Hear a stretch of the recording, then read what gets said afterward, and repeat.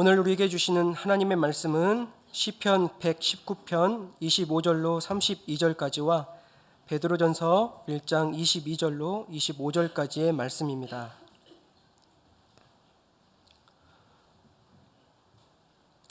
이제 말씀을 봉독합니다. 말씀을 봉독할 때 하나님의 음성을 친히 듣는 시간이 되시길 바랍니다. 내 영혼이 진토에 붙어 싸우니 주의 말씀대로 나를 살아나게 하소서.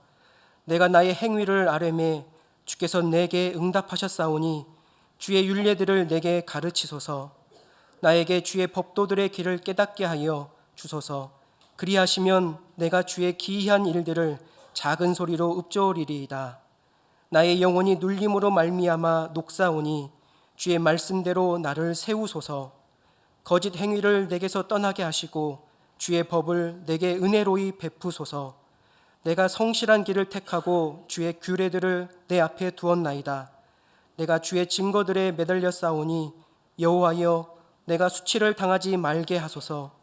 주께서 내 마음을 넓히시면 내가 주의 계명들의 길로 달려가리이다. 베드로전서의 말씀입니다.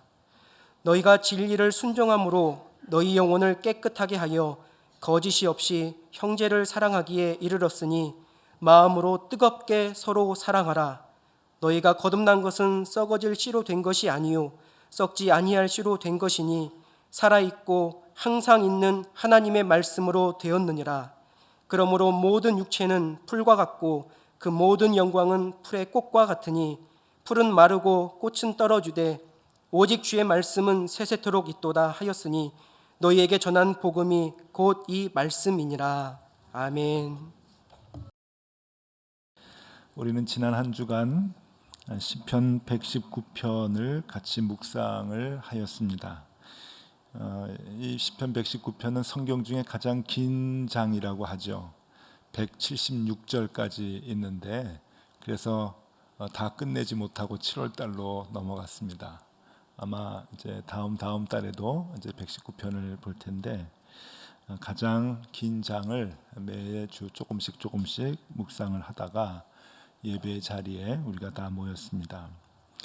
많은 사람들은 시편 119편을 보면서 하나님의 말씀에 대한 설명의 시라고 얘기하지만 그 안에는 참된 예배에 대한 정신이 더 많이 들어가 있습니다. 그래서 오늘은 시편 119편을 묵상하면서 예배에 대한 생각을 우리가 같이 해보려고 합니다.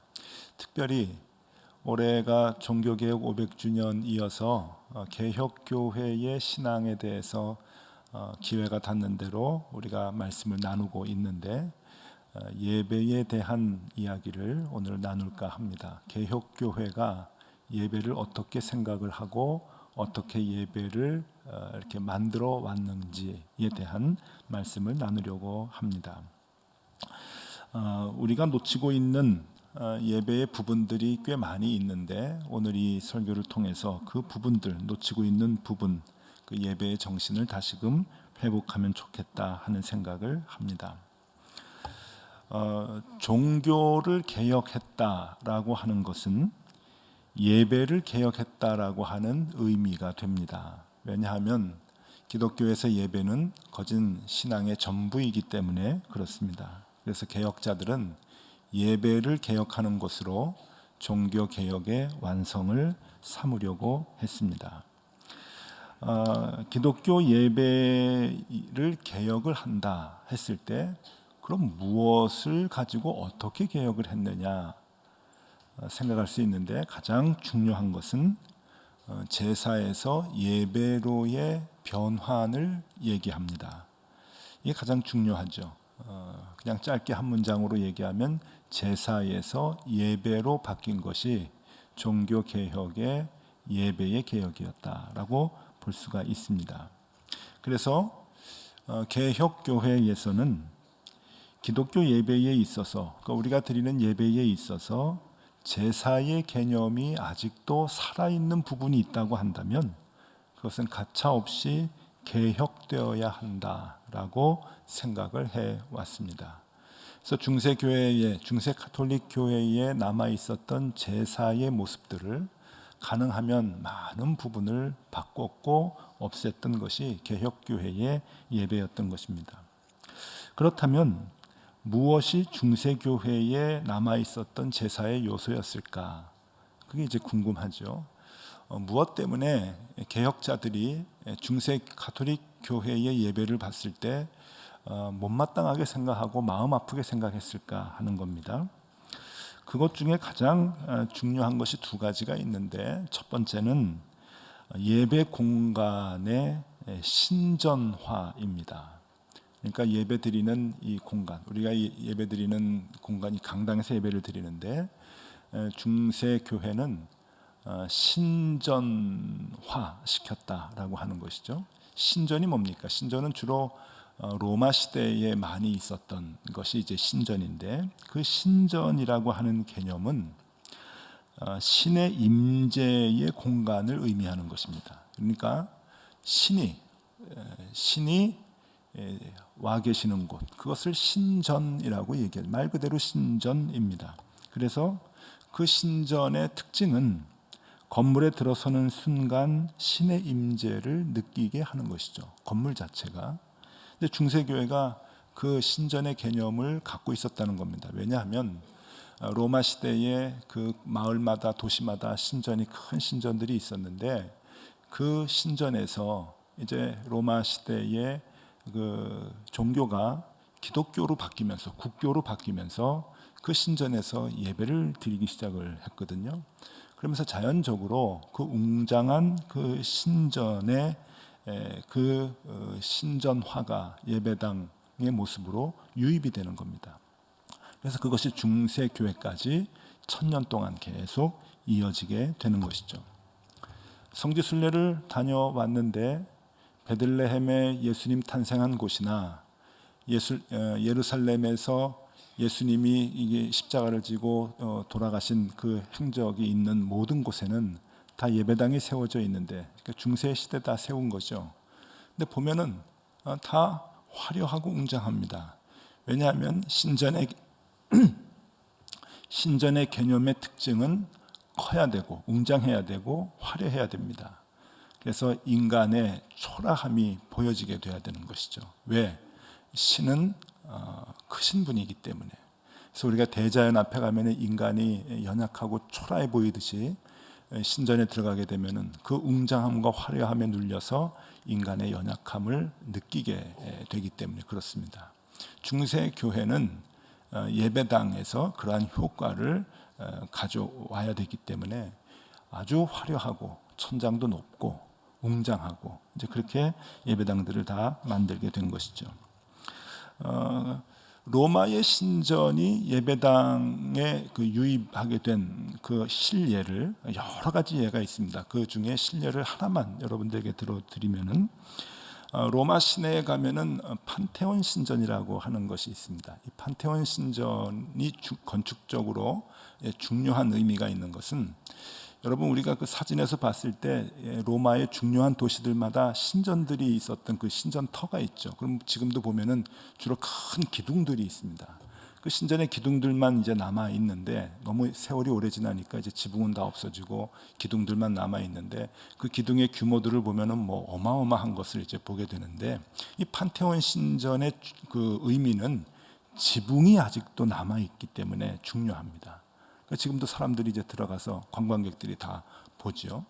근데 이 어마어마한 규모의 이 판테온 신전의 지붕을 보면은, 그 지붕 한가운데 구멍이 뚫려져 있고, 실내에 들어가면 그 구멍을 통해서 햇빛이 실내에 비칩니다. 근데 해가 낮에 이렇게 움직이지 않습니까? 떠서 질 때까지 움직이면서 그 햇빛이 움직이는 거예요. 곳곳을 비춰지면서 실내에 들어가 있으면 그 햇빛으로 인해서 신의 임재를 느끼게 만듭니다. 사진을 한번 보시죠.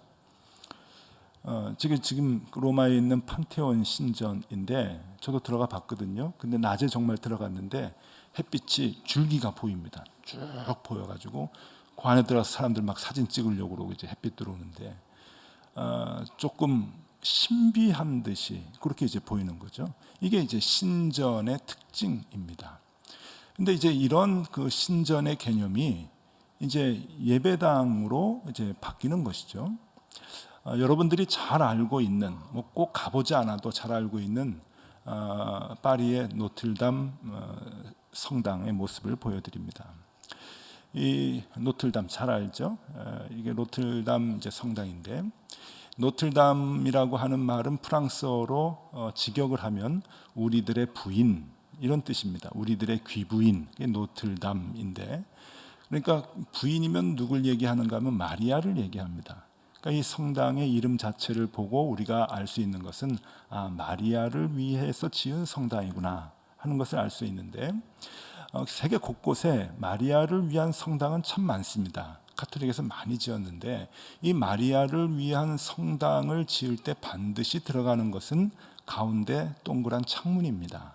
이것을 로즈 윈도우라고 얘기하는데요. 이건 마리아를 상징하는 거죠. 여기도 이제 보이면 가운데 동그랗죠. 그 노틀담 그 성당에 가보면은 노틀담 성당의 우측인가요? 좌측 벽에도 동그란 창문이 또 하나 있습니다. 모든 마리아 성당에는 저 창문이 있는데, 저 창문이 왜 있는가 하면은요, 실내에 들어가서 그 저 창문을 통해서 보는 빛을 한번 보십시오. 저렇게 됩니다. 꼼꼼한 예배당 안에 저 로즈 윈도우를 통해서 들어오는 빛을 보면 신비합니다. 그래서 하나님의 임재를 오감으로 느낄 수 있도록 그렇게 예배당을 만들게 되죠. 꼭 그 마리아를 위한 성당뿐만이 아니고 중세 예배당을 보면 그 웅장한 돌로 만든 그 성당 안에 각종 창문에 있는 오색 찬란한 그 모자이크를 통해서 그 신비함을 느낄 수 있게 되고, 또 소리도 울리죠. 이런 마이크 소리가 아니라 그냥 맨소리를 내도 그 돌의 울림을 통해서 하나님의 음성같이 웅웅웅 이렇게 들리는 그런 효과를 내면서 예배당이 그 신전화되는 그러한 그 효과를 가져오는 것이 중세교회의 특징이죠. 개혁교회는 이런 것들을 배제하는 겁니다. 그렇게 우리가 하나님을 느끼는 것이 정말 느끼는 것인가? 아니라고 하는 것이죠. 또 이 그 신전의 개념으로 남아 있는 것이 중세교회에 있었는데, 그것은 제사이죠. 제사라고 하는 것은 신전에서 드리는 제사의 개념은 무조건 드리는 겁니다. 제물을 드리고 또 희생제물을 드리고 하는 신에게 모든 것을 드리는 거죠. 그리고 그 드리는 것이 진행이 되는 것을 제사라고 얘기하고, 그 제사를 주관하는 사람을 사제라고 얘기합니다. 그래서 사제의 사자는 맡을 사자를 쓰고 있죠. 제사를 맡는 사람, 사제.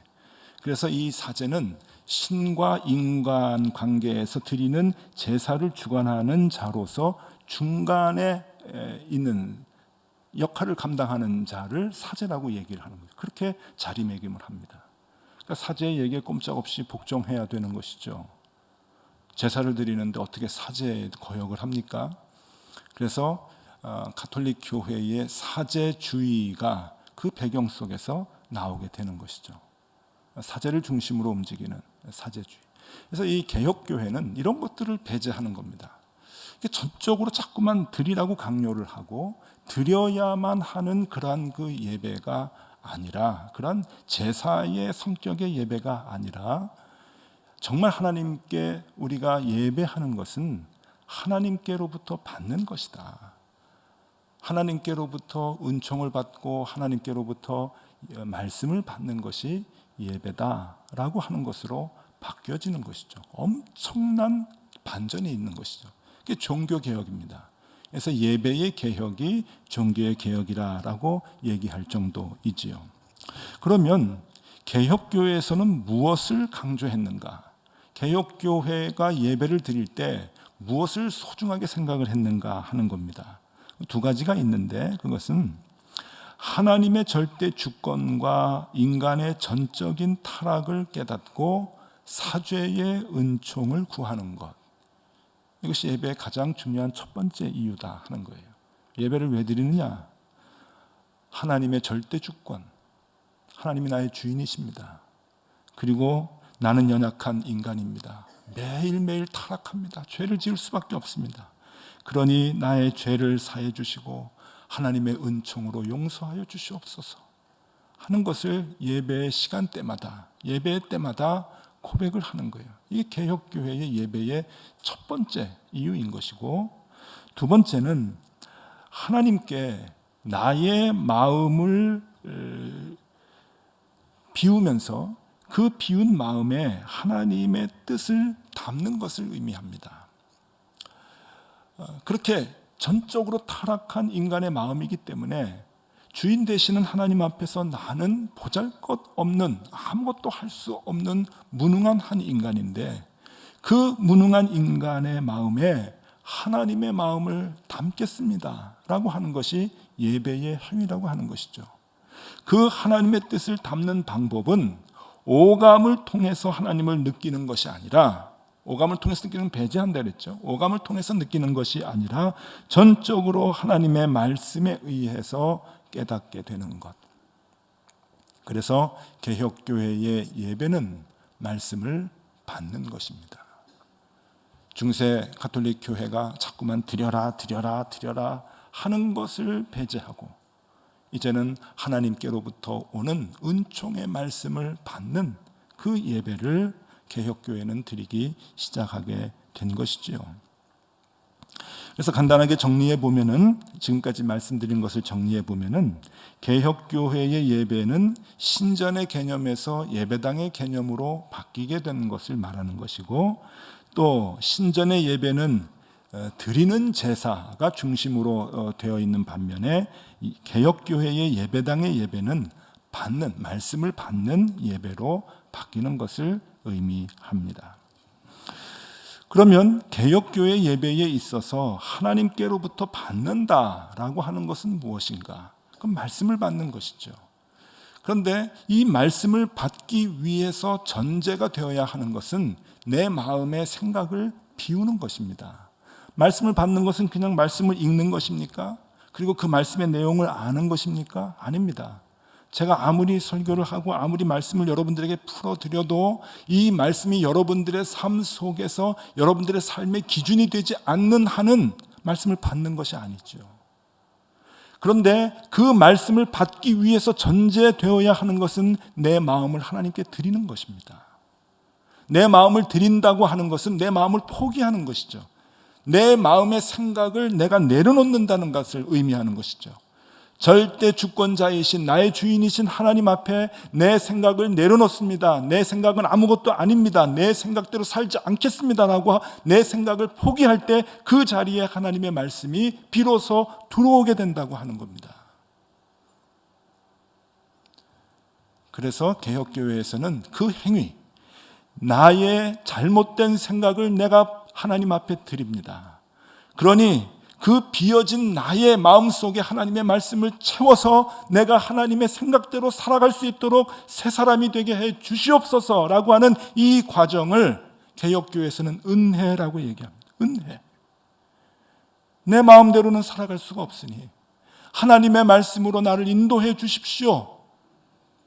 그래서 그 은혜를 간구하는 것이죠. 그 은혜는 하나님의 말씀이 임할 때 내려오게 되는 것입니다. 개혁교회의 예배입니다. 그래서 이 개혁교회의 예배는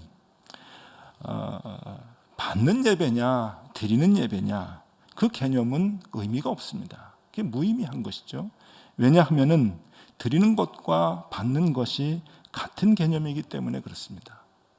아시죠? 드리는 것만큼 받기 때문에, 비운 것만큼 채워지기 때문에 그런 거예요. 그러니까 드리는 것만큼 하나님 앞에 우리는 받게 됩니다. 중요한 것은 드렸느냐 받느냐가 아니라 예배 전체를 통해서 얼마나 많이 하나님과 주고받았느냐, 얼마나 신실하게 주고받았느냐, 그것이 예배에 일어나야 되는 것이죠. 여러분 매주 예배 나오십니다. 얼마나 많이 주님과 주고받으십니까? 하나 더 여쭙습니다. 얼마나 신실하게 주님과 주고받으십니까? 신실하게 나의 부족한 점과 나의 잘못된 점과 나의 죄악스러운 모습들을 하나님 앞에 드리고 그 비어진 그 부분에 하나님의 말씀으로 얼마나 신실하게 여러분들이 채워넣으십니까? 그리고 그 말씀대로 살아가시려고 애를 쓰십니까? 그런 행위가 우리의 삶 속에서 나타나지 않는다고 한다면, 그래서 우리의 삶이 하나님의 말씀으로 변화되지 않는다고 한다면 우리는 예배를 통해서 하나님께 드리는 것이 없다고 하는 것입니다. 드리는 것이 없으니 받는 것도 없죠. 오늘 시편 119편은 우리에게 그 원리를 얘기해 줍니다. 하나님의 말씀이 우리의 마음에 들어와서 우리의 빈 마음을 채워서 우리의 삶의 기준이 되게 하시고 그것이 우리의 삶을 이끌어 나가는 삶의 모습으로 우리를 바꿔놓으시는 그 생명의 말씀이 우리에게 있음을 얘기해 주고 있는 것이죠. 이 시편 119편의 말씀은 하나님의 말씀을 강조한 찬양을 하는 시입니다. 다시 말해서 이 말씀을 주신 하나님을 찬양하는 것이죠. 이스라엘 백성이 하나님 앞에 제사를 드릴 때 저들은 자신의 마음을 포기하고 그 빈 공간에 하나님의 말씀을 채울 것을 열망하고 있습니다. 그것을 표현하는 것이죠. 그리고 그렇게 살겠습니다라고 하는 것을 고백하고 있습니다. 내 생각도 있었지만, 내 뜻도 있었지만 생각해 보니까 이건 형편없었습니다. 그러니까 하나님, 내 마음을 드립니다. 내 마음을 포기하고 주님께 드리니까 다 가져가십시오. 바치니까 가져가십시오. 대신 내가 하나님께 드리니까 아무것도 없습니다. 여러분, 하나님께 헌금을 10,000원 드리면 그 10,000원만큼 나에게는 10,000원이 부족한 거 아닙니까? 없어진 거 아닙니까? 마음도 마찬가지입니다. 내 마음을 드리니까 내 마음이 비어 있습니다. 그 비어 있는 마음에 하나님의 말씀으로 채워 주십시오. 그래서 그 말씀이 내 생각이 되어서 그 말씀으로 살아가겠습니다. 그 고백인 거예요. 오늘 시편 119편 26절 27절의 말씀을 읽어드립니다. 내가 나의 행위를 아뢰매 주께서 내게 응답하셨사오니 주의 율례들을 내게 가르치소서. 나에게 주의 법도들의 길을 깨닫게 하여 주소서. 그리하시면 내가 주의 기이한 일들을 작은 소리로 읊조리리이다. 내 것을 바칩니다. 채워주십시오. 내 마음을 드립니다. 그 말씀을 주십시오. 그런 의미의 고백이죠. 29절 30절의 말씀 계속 읽어드립니다. 거짓 행위를 내게서 떠나게 하시고 주의 법을 내게 은혜로이 베푸소서. 내가 성실한 길을 택하고 주의 규례들을 내 앞에 두었나이다. 우리가 지난 주중에 시편 119편을 쭉 읽다가 이제 중간에 이제 끊쳤는데, 묵상 그 이제 순서로 보면 끊쳤는데, 내내 이런 내용의 이제 반복인 것이죠. 그래서 종교개혁을 했던 칼빈은 이 시편 119편을 보고 뭐라고 하냐면은 이렇게 설명을 했어요. 성경에서 가장 긴 장이지만 그 해석은 가장 짧은 장이다. 아주 재밌는 표현을 했어요. 176절이나 있는 굉장히 긴 장이지만 해석은 제일 짧다. 왜 그렇습니까? 해석이 짧다는 말이 무엇입니까? 해석이 명확하다고 하는 얘기죠. 그래서 네 가지를 얘기합니다. 이 시편 119편에서 주는 해석은 네 가지인데, 첫 번째, 하나님 앞에 내 마음을 드려라. 두 번째, 하나님의 말씀을 받아라. 세 번째, 그 말씀으로 살아라. 네 번째, 복 받을 것이다. 끝. 네 가지입니다. 하나님 앞에 너희 마음을 드려라. 그러면은 두 번째로 하나님이 그 빈 마음에 말씀을 주실 것이다. 그리고 그 세 번째는 그 말씀대로 그러면 살아라. 네 번째, 그러면 복 받는 삶이다. 얼마나 명확합니까? 가장 길지만 그 해석은 가장 짧은 장.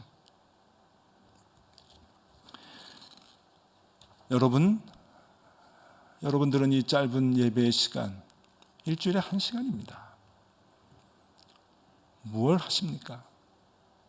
왜 오셨습니까? 이 비를 뚫고 여기에 오신 목적이 무엇입니까? 예배가 예배되게 해야 할 것입니다. 그러기 위해서 필요한 것이 무엇입니까?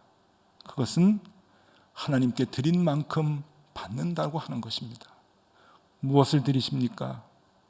여러분들의 세상적인 마음을 드리십시오. 여러분들의 지금까지 쌓아왔던 경험들을 내려놓고 드리십시오. 여러분들의 지식들을 하나님 앞에 다 내어놓고 드리십시오. 이것으로 내가 살지 않겠습니다라고 하면서 여러분 하나님께 여러분들의 마음을 드리십시오. 그럴 때 그 여러분들의 빈 마음에 하나님께서 은혜의 말씀들을 채워주실 것입니다. 하나님의 말씀을 채워주실 것입니다. 그 채워진 말씀이 우리의 삶의 새롭게 기준이 될 때 하나님께서는 그 삶을 복된 길로 인도해 주시겠다고 하는 약속을 우리에게 주시는 것이죠. 헌금도 드리고 봉사도 드리고 시간도 드리는 것 중요하지만 제일 중요한 것은 우리의 마음을 드리는 것입니다. 우리의 마음을 드린다고 하는 것은 우리의 마음을 포기한다고 하는 것인데, 그럴 때 하나님의 말씀으로 하나님은 우리의 삶에 임재하십니다. 그래서 우리는 변화되는 것이죠. 그래서 개혁교회에서 가장 크게 주장하는 것은 성화입니다. 성화. 말씀으로 우리의 삶이 바뀌는 거죠. 예배를 통해서 내 마음이 바뀌지 아니하고 예배를 통해서 내 삶이 바뀌지 않는다고 한다면 그것은 그만큼 우리가 하나님 앞에 드리지 못하고 있다고 하는 증거입니다.